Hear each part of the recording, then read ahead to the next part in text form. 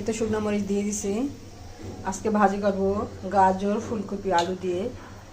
এই শীতের দিনে এই ভাজিটা অনেক ভালো লাগে, রুটি পরোটা ভাতের সাথে বানিয়ে খাই দেখবেন।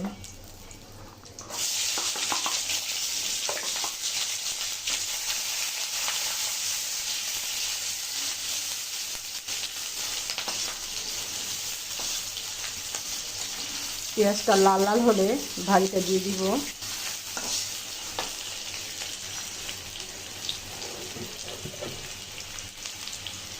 লবণ দিয়ে দিব।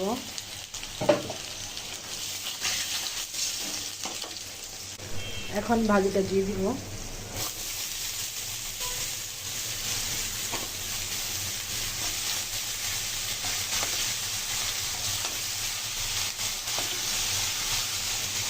দেখুন কত সুন্দর কালারটা।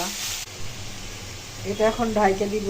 সামান্য পরিমাণ একটু হলুদ দিয়েছি কালারটা আসার জন্য। এটা এখন ঢাইকে দিব।